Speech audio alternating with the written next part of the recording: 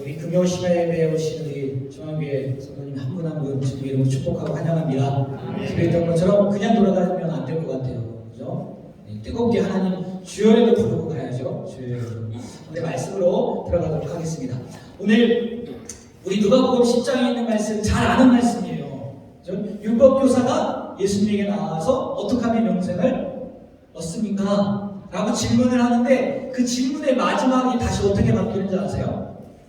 영생을 물었는데 마지막에 예수님이 이웃, 그죠?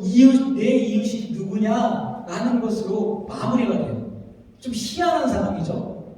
영생에 대해서 물었으면 영생은 이런 거야. 영생은 이렇게 받을 수 있어. 라고 해야 되는데 이웃이냐는 질문으로 바뀌어버렸다는 거죠.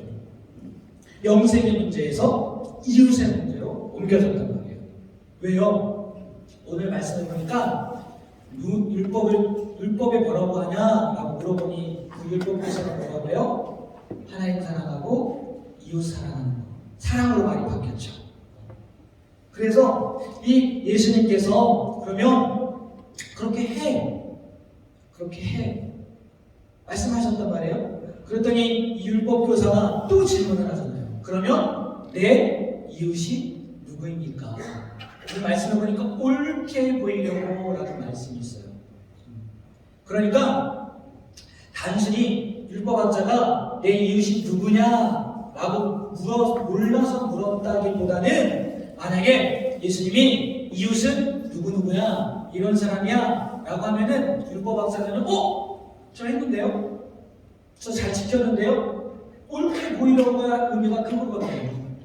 그렇게 대답을 하려고 했어요. 그랬는데 예수님이 이웃이 누구냐라고 이야기해 주셨어요? 누구다라고? 안 해주셨어요. 갑자기 우리가 잘 아는 선한 사마리아인의 이야기가 펼쳐지죠. 누가 이웃이냐는 그 질문에요. 마지막에 예수님은요 뭐라고 말씀하시냐면 누가 이웃이 되겠느냐라고 다시 물어보세요. 다시. 어찌 보면요 질문에 답을 안 하신 거예요. 그렇죠. 내 이웃이 누굽니까? 라고 물어봤는데 예수님은 누가 이웃이 되겠느냐? 라고 다시 물어보시는 거잖아요. 왜요? 왜 그러셨을까요?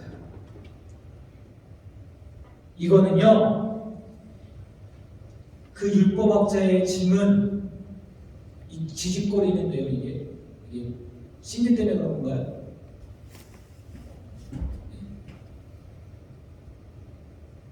스피커에서 굉장히 지직거리는데요. 들리시죠?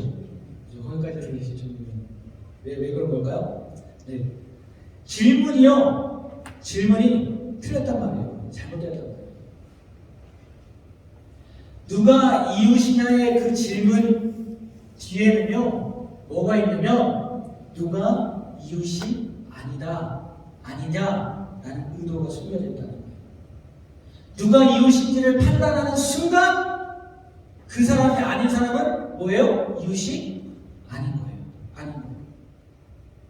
이해가 되세요? 무슨 말인지? 사랑하는 명령, 만약에 우리가 사랑하는 명령에 대한 질문이 누군가를 사랑하지 않아도 된다라는 생각을 만들 수도 있다는 거예요. 만약에 판단의 기준이 신앙과 관련된 것, 우리의 신앙과 관련된 것이라면 신앙의 이름으로 또 누군가는 배제시킬 수 있다는 거예요. 내가 이 사람들은 이웃입니다. 이 사람이 이웃입니다. 라고 얘기하면은 그 편에 안 든 사람은 뭐예요? 이웃이 아닐 수 있다. 그렇기 때문에 이 질문 자체가 잘못되었다. 예수님은요 누가 이웃이 되고 누가 이웃이 안 되고 이렇게 나누는 거, 벽을 세우는 거, 배제하는 거, 배타적인 거 그거를 옳지 않다고 말씀하시는 거예요. 그래서 오늘 소위 선한 사마리아인의 그 이야기는요 방법하는 사람, 어려운 사람, 이런 사람을 도와야 된다라는 그 정도의 교훈이 아니라는 거예요. 이 말씀은요 우리의 신앙이 누군가를 배제하진 않는지, 누군가와 벽을 세워서 그 사람은 이 안에 들어올 수 없어 라고 하지 않는지 묻는 질문이에요. 예수님께서 말씀하시는 거예요. 이상한가요? 아니 신앙인인데 어떻게 벽을 세울 수 있지? 누군가를 배제할 수 있지? 근데 가만히 생각해 보세요. 그 당시에 유대인들에게요 있었어요. 있었다고요. 아니 그 당시가 너무 가까운가요? 좀 멀리 한번 가볼까요? 구약 시대요. 요나 한번 보세요. 배제했어요, 안 했어요? 배제했어요. 신앙이라는 이유로, 하나님을 믿는다는 이유로 누구를 배제했어요? 니느웨 사람들을 배제했어요. 벽을 세워버렸다고요. 하나님에 대한 신앙을 지키기 위해서 누군가를 배척하는 거요? 요나에게만 있었을까요? 신약시대의 사람에만 있었을까요? 아니요. 우리에게 있을 수 있다. 오늘 말씀을 통해서요, 우리가 잘 생각해야 돼요. 예수님의 그 선한 사마리아인의 비유를 통해서요, 우리도요, 우리의 모습을 한번 살펴봐야 돼요. 오늘 말씀 보십시오. 이 예수님이 그 이야기를 통해서요, 강도 맞는 사람이 죽게 되었잖아요. 죽게 되었단 말이에요. 그런데 그 사람이요, 뭐라고 표현되는지 아세요? 네, 강도 맞는 사람 뭐라고 했다고요? 어떤 사람이에요? 유대인도 아니고요, 사마리아인도 아니고요, 또 다른 이방 사람도 아니고요. 성경 말씀에 예수님이 어떤 사람이라고 표현했어요. 어떤 사람. 그 사람이 사랑의 대상이 이웃이 될 수 있는 그 위치에 있는지 아닌지 판단할 수 있는 정보가 있어요? 없어요? 없어요. 그냥 사람. 그냥 사람이에요. 그저 한 사람이었던 거예요. 그런데 거기에 추가적으로 이야기할 수 있다면은 도움이 필요한 사람이겠죠. 도움이 필요한 사람. 어떤 필요를 요구하는 사람이라는 거죠. 어떤 사람의 존재 이 자체가요, 율법교사의 그 질문이 잘못되었다는 것을 보여주고 있다는 거예요. 율법교사의 관심과 달리요, 그가 이웃인지, 율법교사가 생각하는 이웃인지 아닌지요, 구분할 수 있어요? 없어요? 없어요. 그냥 사람이에요. 사람. 도움이 필요한 사람. 이 얘기는 뭔지 아세요? 우리가 사랑을 행할 때 누가 이웃인지 아닌지 판단할 필요가 있다는 거예요? 없다는 거예요? 있다는 거예요? 없다는 거예요? 없다는 거예요.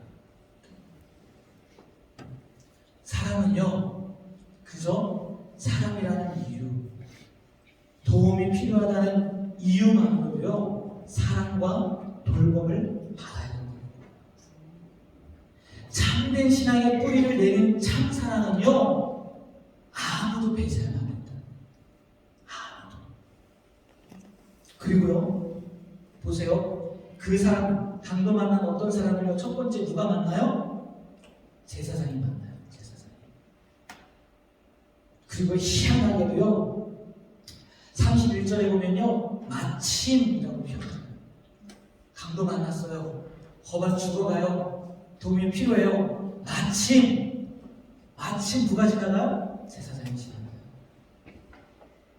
어쩌면요, 그 강도 만난 사람에게는요, 이 단어, 마침이라는 단어, 그 사람에게 적용되는 단어가 아닐 수도 있겠지만요, 야, 드디어 내가 도움을 받을 수 있겠구나. 그런 기대감이 있었을 수도 있을 거예요. 그런데 그 기대감에 맞게 다가옵니까? 아니요, 다가오지 않아요. 제사장님은 그냥 가버려요. 그 다음에는요, 누가 왔어요? 레위인이 왔어요. 레위인은요, 말씀해 보니까요, 그곳에 32절에 보니까 그곳에 이르러라는 표현이 있어요. 조금 더 가까이 간 것 같은 느낌이 들어요. 그런데 그 사람도 어떻게 해요? 결국은 피해가요. 왜요? 왜 제사장과 레위인은요, 죽어가는 그 강도 만난 사람을 버려둔 채 피하려 가냐는 거예요. 자신도 우물쭈물하다가 강도 만날까봐요?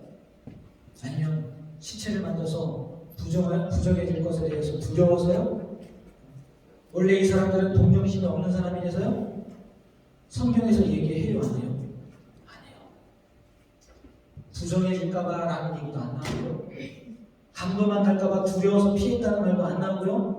동정심이 부족해서 그 사람들은 악해서 피해겠다는 말도 안 나와요. 그죠? 안 나와요. 근데요, 분명한 사실 한 가지 있어요. 뭐냐? 거의 죽게 된 이 사람에게 종교 지도자들은 아무 도움도 되지 않았다는 거예요. 맞죠? 맞죠? 종교상은요, 이웃사람과 관계입니다. 아무리 우리가 종교적이라 할지라도, 좀 더 좋은 말로 신앙적이라 할지라도, 신앙이 있는 사람이라 할지라도요, 이웃사람과 관계없어요. 관계없어요. 죽어가는 사람에게 도움을 주지 못하는 종교가, 죽어가는 사람에게 도움을 주지 못하는 신앙이 무슨 필요가 있겠어요? 맞죠? 성경에서는 이야기하지 않아요. 그냥 우리가 추측할 뿐이죠. 말씀을 듣다 보면은 제사장, 레위, 종교 지도자이기 때문에 부정한 것을 피하기 위해서 그래서 피한 거다라고 얘기하잖아요. 근데 성경에 나와요, 안 나와요? 안 나와요. 추측할 뿐이죠. 근데 우리가 명확하게 알 수 있는 거는요, 종교성은요, 도와주지 못했다는 거예요. 도울 수 없었다는 거예요. 그리고요, 마지막, 진짜 이 율법학자에게, 우리에게는 덜 충격적일 수 있어요. 왜? 율법학자가 아니니까. 그런데 율법학자에게 있어서요, 가장 충격적인 얘기는요, 그 마지막이에요. 그 사람을 도운 사람은 누굴까요? 선한이는 아니죠. 사마리아 사람이에요. 사마리아 사람. 율법학자에게는 이건 굉장히 충격적인 일이에요. 그러니까요, 나중에 예수님이 묻잖아요. 누가 이웃이겠느냐? 그럼 뭐라고 해야 돼요? 분명히 예수님이 사마리아 사람이라고 이야기를 했단 말이에요. 그러면 율법학자도 뭐라고 얘기해야 될까요? 사마리아 사람이요. 근데 율법학자가 사마리아 사람이라고 얘기를 합니까? 안 해요. 아니에요. 뭐라고 해요? 자비를 베푼 사람입니다. 라고 얘기해요. 왜? 이스라엘 사람들에게 있어서요, 사마리아 사람들은요, 돼지만도 못했다고요. 여러분, 돼지와 같이 밥 먹어요? 물론 지금은 반려동이라고 하나요? 반려동이 있어서 같이 먹을 수도 있어요. 그러나 유대인들에게 있어서 돼지는요, 부정한 짐승이란 말이에요. 돼지가 안 키워요. 근데 돼지랑 같이 밥을 먹어요? 안 먹죠. 그렇게 취급했단 말이에요, 사마리아 사람. 심지어요, 그 사람들은요, 사마리아 사람들은요, 마땅히 죽여도 되는 사람이라고 생각했다고요. 그럼에도 불구하고 자비를 베푼 사람은 누구예요? 사마리아 사람. 사마리아 사람. 그 당시에 철저히 배제되었던 그 사마리아 사람이 자비를 행한 그 사람이라는 그 이야기는요, 경계, 이웃이라는 그 경계를 나누는 이 당시의 유대인, 특별히 오늘 말씀에 나온 율법학자에게는요, 완전한 충격이었다는 거예요. 이런 적이 없을 거예요. 예수님의 이 이야기에 등장하는 사마리아 사람과 그 예수님 그 자신의 행동을 통해서요, 예수님의 모습을 통해서요, 우리는 깨달아야 될 게 뭐냐? 진짜 신앙은요, 진짜 신앙은 벽이 있어야 되는 거예요, 없어야 되는 거예요? 없어야 돼요. 없어야 돼요. 누가 이웃이다, 누가 이웃이냐 물음 자체가요, 우리에게 무의미합니다. 벌써 깨어났는데요, 우리 교회 안에는요, 벽이 있으면 안 돼요. 경계가 있으면 안 돼요. 이웃의 경계를 묻는 그 질문에요, 예수님은요, 뭐라고 한다고요? 배제, 경계를 허무는 이웃이 되라고요, 말씀하고 있다는 거예요. 선한 사마리아인의 비유는요, 어쩌면 이런 것을 우리에게 말씀하고자 예수님이 이야기하는 거예요. 바람은요, 여러분, 우리가 지난 얼마 전 금요 신화 예배 때도 말씀드렸어요. 교회는 어떤 교회가 된다고요? 하나 되는 교회가 되는 거예요. 또요? 보편적인 교회. 보편적인 교회에 들어가는 거 아니겠어요? 우리 마음 가운데 만약 이 율법 학자처럼요, 어떤 경계를 나눠서 이 사람은 우리의 이웃이고 이 사람은 우리의 이웃이 아니야, 그런 모습이 있다면요, 허무셔야 돼요. 오늘 말씀을 통해서, 예수님의 말씀을 통해서요, 허무셔야 돼요. 그리고요, 모두가 우리의 이웃이어야 돼요. 바라기는요, 이 말씀이요, 우리의 가슴 속에 새겨졌으면 좋겠어요. 그래서 우리 안에 혹시 우리 율법 학자처럼 경계가 있다면, 담이 있다면 오늘 기도하면서 무너뜨리시기 바랍니다. 그래서 경계가 없는, 모든 사람을 포용할 수 있는, 예수님이 원하는 그런 모습으로 살아가게 되기를 주님의 축복합니다. 그게 결국은 뭐예요? 영생을 얻는 자의 모습이다. 영생을 누리는 자의 모습이다. 바꿔 말하면요, 천국을 소망하는 자, 천국을 믿는 사람들의 모습이라는 거예요. 참된 그리스도인의 모습, 참된 이웃이 되기를 주님의 이름으로 부탁드립니다. 기도하겠습니다.